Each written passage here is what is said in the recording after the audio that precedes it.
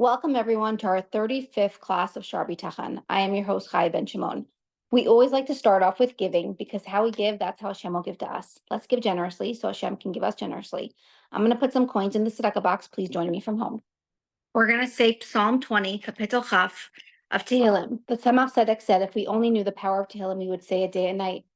And we really need the Tehillim. We need all the hostages to come home, and we need the Chayalim and Chayalo and the IDF to have everything that they need to help bring them home with Hashem's help.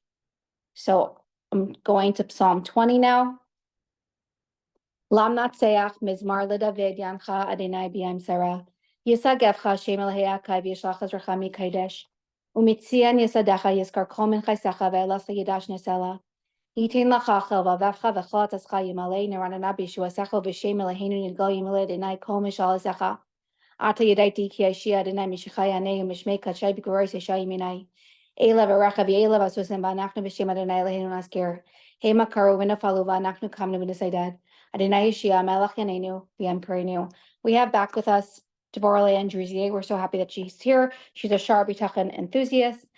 She also does speaking engagements. So if you're interested in hearing about her topic, I personally know that places that she went to were so enthralled by everything that she said in person, not just on Zoom. So you could reach out to her. She wears many hats, but that's what we're doing today. So welcome back, Devorah Leah, to our 35th class of Shar Habitachan. Honored to have you. Hi, everybody. It's good to be back again.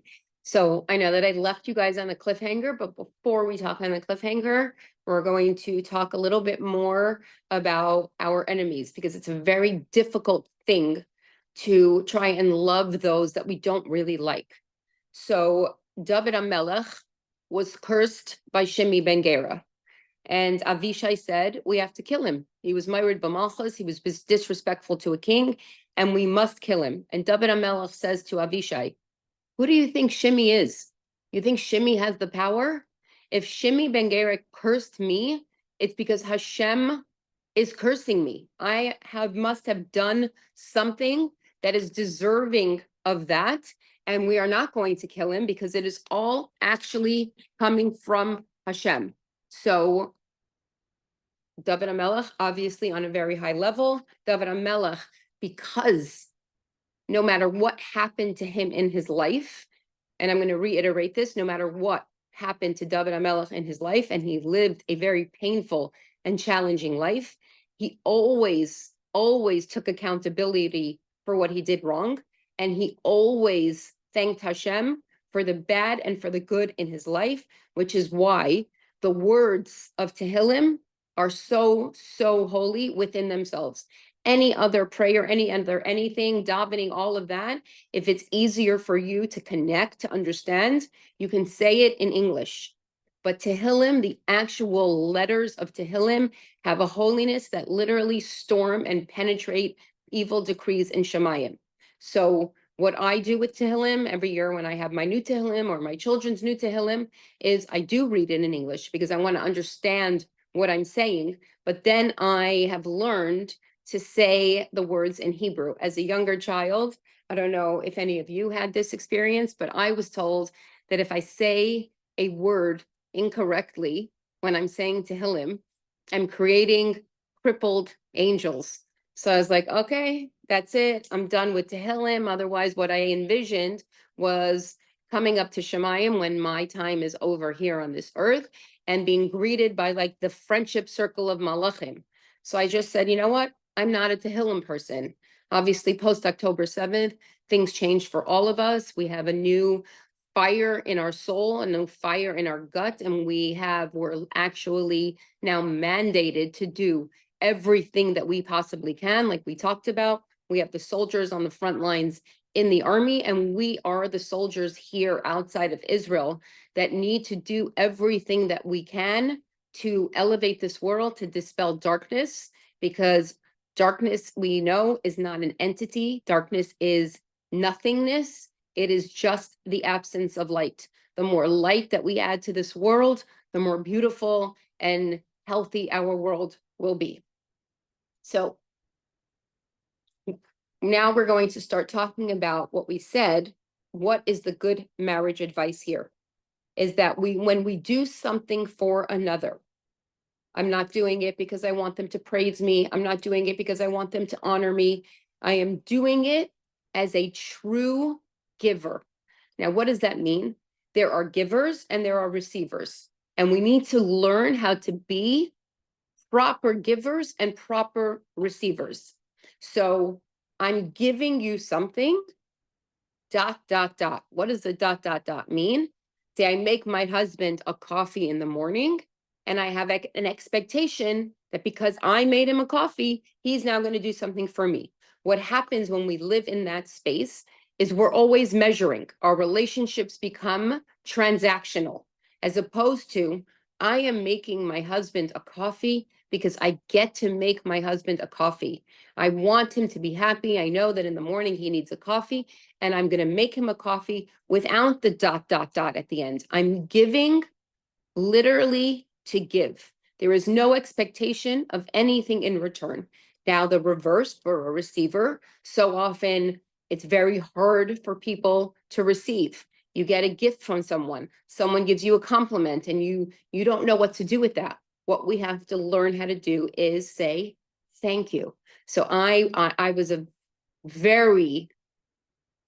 that person. Someone gave me a compliment, someone gave me a gift, and I was beyond uncomfortable. Now what I say is, because the person who's giving me the gift, they want to give me the gift, and I'm very grateful for that. So what I say is, what I became comfortable with is, it was completely unnecessary, but it's very much appreciated. So with our spouses, with our children, with the people that are close to us, give from a place of fullness. Give because I want to give to this person. I know by giving to this person, I'm going to enhance their life and thereby enhance mine. So there are perks to being a giver, but it's not, I'm doing this and you're doing this. I'm going to do this and you're going to do this. When we end up in a transactional relationship, there's always going to be tension because, wait a second, I gave 75% today. He only gave me 50%. That's not fair. As opposed to I am giving and I am receiving in a real, beautiful, and wholesome way.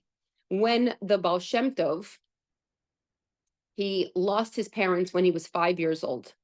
And on his father's deathbed, what was it that he said to his son? What were his parting message to his son? He said to him, if you live your life loving every Jew, and if you live your life fearing only God, you will be an amazing, healthy, strong, powerful person. And think about that. What is it that causes us angst, anxiety, tension, fear? Is, oh my goodness, I'm scared of this, and I'm scared of this, and what if this happens, and what if that happens? And we get into our own heads and we create stories, and those stories create fear and anxiety.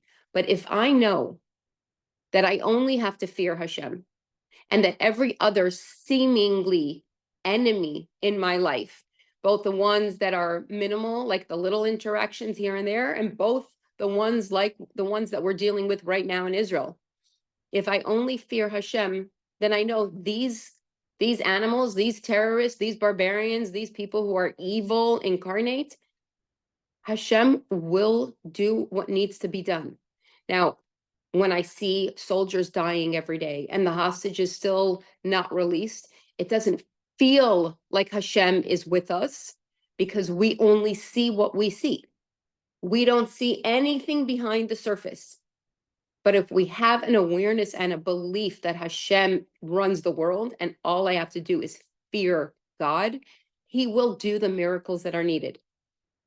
And if he's not performing the miracles that we want, it's because there's something that God knows that we do not, that this for some reason, which I will never attempt to explain because it would be foolish and it would be ignorance, but it needs to take place. Now, I'm saying this here on this class. I would never say this to a hostage family or people who have lost their loved ones in their moments of pain. We wait until they're further out, and then we bring the Bitachon into their lives. Then we talk to them about what Hashem meant.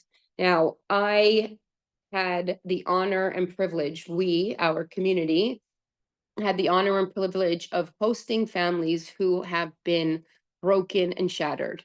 We had families from Otef Aza, which I've just learned is the Gaza envelope, who lost family members, who lost loved ones, who have been displaced from their homes, who are without their husbands and raising their families. And then when they left, we had the privilege of having 11 powerful women who lost their husbands on October 7th. Giborei Israel, really heroes of Israel, and their wives who are now raising orphans, who are the strongest women that I have ever encountered. And what I did was, when they were here, I watched our community, I watched our world, I saw things through their eyes. I'm like, I am very familiar with where I live. There are people who bother me. There are people who don't bother me. There are situations that upset me. There are situations that make me happy. And I separated myself and I said, I'm going to view our world through them. And what happened is I have a newfound appreciation for everything around me, because for them, every single thing that we experienced was a gift. Every moment was a gift. Wow, Ezekiel, what kind of a community do you have? Not only do we came here with an awareness in our heads, an intellectual awareness that the Jewish people in America, and more specifically because they were here in our community, love us. We knew it intellectually, but now we're here and we actually feel it. They came into our homes as complete strangers. They left literally family. Like, we are going to Israel now, and we are going to spend time with my actual birth children. And we are also going to spend time with our new family in Israel. What can we learn from these people is they live more wholesome lives. Life is more simple, not because they choose it to be, but because they don't have a choice. But it's such a more beautiful way to live. They're not looking for more. They're not looking for excess. What do they want? Peace, shalom, being able to raise their children, being able to refine their joy. So at every meal that we had with them, two women would speak. One of the women had a huge, profound impact on me when she shared this. She said she picks up the phone to call her husband to tell him how sad she is, because she didn't just lose a husband. She lost a husband, she lost a friend, she lost an advisor, she lost a co-parent. She lost her footing. And she picks up the phone to call him to tell him how sad she is. And she remembers, wait a minute, I'm sad because you're not here. I can't actually pick up the phone to call you. So not just the perspective of what they've lived, but how they have chosen to live their lives since. They could, and it would be completely understandable for them to lay in bed all day, non-functionally, crying and falling apart. That would be completely understandable and acceptable. What do these women do? What are these families doing? First thing they do is they talk about their husbands all the time. They each have posters or flyers or stickers. The back of my car is completely covered in people who died, al kiddush Hashem. My entire back of my car, because each of them, oh, put a sticker for me, put a sticker for me. So they talk about their husbands and how they died, al kiddush Hashem, and what they did for the Jewish people and how proud they are. Their next thing that they do is that they are completely focused on the well-being of their children, because now there's a newfound appreciation for every moment. We talked about in a previous class that there was a community that buried their dead right outside of their houses, so that it's a constant reminder that life is fleeting. We're here for a finite amount of time, and we need to take advantage of the time that we have here and be purposeful and action-oriented. So they do not have burials right outside of their house, but their lives and the pain that is living within them is a constant reminder that Hashem has us here for a designated amount of time. So I am going to, even when I'm feeling in the worst possible headspace, I am going to pull myself out of bed and I'm going to show up for myself and I'm going to show up for my children. What I'm grateful for them, outside of us that they now have as family, is many of these 11 women who were here did not know each other beforehand. And now they have a solid group with an incredible woman, Aliza, who is the mayor's wife, who is strong, who carries these women, who cries every time they tell their story. And they have told their story many, many times. And she is their rock that we should be able to, without the horrific experience that they experience, we should be able to take lessons from people who have gone through things and are we talked about the fact that challenge is not what defines us. Sometimes we are foolish and we do things and sabotage ourselves and place challenge in our lives. But we said more often than not, we're given a challenge. Hashem hands us something. This one has a sick child. This one has a sick parent. This one has a mental health disorder. These women lost their husbands. The ones from the Gaza envelope lost children, lost all kinds of horrific things. What we need to say to Hashem is, without all of that, without those horrific smacks that you give us, without those reminders, we're going to tap into that way of living. We're going to be those people without the horror, because we're now learning from others. So when it says you can learn something from everyone, your superior or someone who's your subordinate, someone who's higher, someone who's lower, because also in reality, we don't actually know who is higher and who is lower. We gauge who is higher and who is lower by the values that we have in our life. So if money is of value to me, then for me, a wealthy person is going to be my superior, and someone who has a lack is going to be my subordinate. If I value fame, the same thing. But if I value important things, if I value life, if I value our people, if I value Hashem, if I value our religion, then I'm going to thrive in this space. And that's what I'm going to look towards, because we don't know. This person that I think is the superior may have a different lower neshama than the person that I think is inferior. So it is not up to us to judge others. It is up to us to try and find a way to be able to connect with every single one of the people that are in our lives and those that are on the bigger part of our lives that are not with us on our daily basis, that the bigger world, the microcosm of the world, because Kol Yisrael Arevim Zeh Lazeh, each one of us, I can't just worry about Devorah Leah. I also have to worry about the Jewish people, because each of us is responsible for the other. So now we are going to continue on the top of page 157. For a person who performs their requests while having in mind one of the aforementioned selfish reasons, will not achieve his own desires that he expected from them in this world. He will have toiled for nothing and he will lose his reward in the world to come. However, if his conduct is in the above is solely for the sake of divine service, then God will help them repay him in this world, and he will place it in their mouths in this person's praise, and God will make him great in their eyes. Additionally, he will also arrive at his great reward in the world to come, as God said to King Solomon, I have also given you that which you have not asked for, both riches and honor. So let's talk about King Solomon. When he became king, sorry, I skipped page 156. So we're going to go back to 156, which is, we're just going to read the text about what I just explained. He should teach them the appropriate way to conduct themselves, both in Torah matters and in worldly matters, which will benefit them in their service of their Creator. As it is written, you shall love your fellow Jew as yourself. And as it says, the preceding verse, you should not hate your brother in your heart. He should not do so with the hope that his favors will be repaid, nor to repay them for the good that they already did for him. It should not be done out of love for the honor and praise that he will give them, nor in order to rule over them. Rather, it should be done to fulfill the mitzvah of the Creator, to observe his covenant and his instructions concerning them. I actually do think I did read it, but it's okay to read that again, and we already talked about that.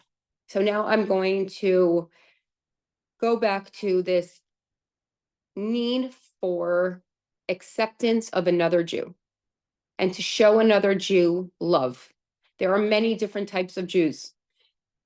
Orthodox, secular, Haredi, Dati Leumi, conservative, reform, atheism, everything. The Rebbe would say, when people would say, I'm a this or I'm a that, he said, there's no such thing as a description of a Jew. A Jew is a Jew. He was able to see very clearly what our enemies tell us all the time, that a Jew is a Jew. It doesn't matter if you have the payas, and it doesn't matter if you're completely disconnected from your Judaism. You are a Jew. We hate you and we want to kill you.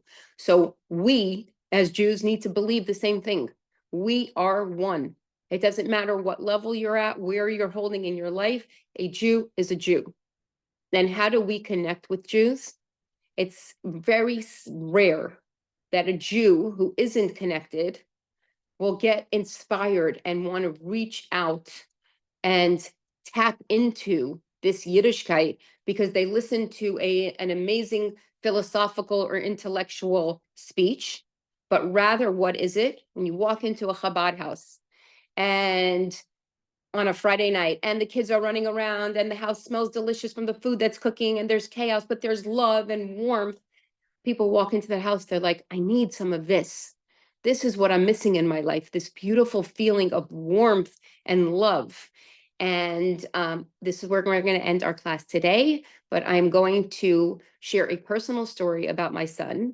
And when I do share these personal stories, firstly, I have permission from my children to do so. And secondly, I share them, because it highlights what we're talking about, but more importantly, that everyone has struggle and challenge in their life. And when we don't talk about it, other people who are suffering or struggling with something similar feel like they're alone. And when we share our stories of pain, of challenge, and hopefully of triumph at some point in the future, we're giving other people an ability to say, I'm not alone. I can talk to somebody about this. There is hope. So join us for the next class. Thank you, Devorah Leah. That was incredible. And we're going to end off with a quote of the Lubavitcher Rebbe. And it goes like this: a person's greatness is measured by their ability to uplift others, which I think is very appropriate for this class. It goes with the topic. And I just want to thank everyone for joining us. And we do this class in merit of our dear grandmothers, Rivka Dina Bas Yosef Yehuda and Rachel Bela Bas Yosef Yitzchak. I hope they're proud. Please subscribe to our YouTube channel, CHAYAMINK Chaya Mink. And on the description of this class, I'm going to post the all the past classes 1 through 34. So you have it, so you can review, or you can listen to it for the first time if those that didn't. Thank you so much. See you soon.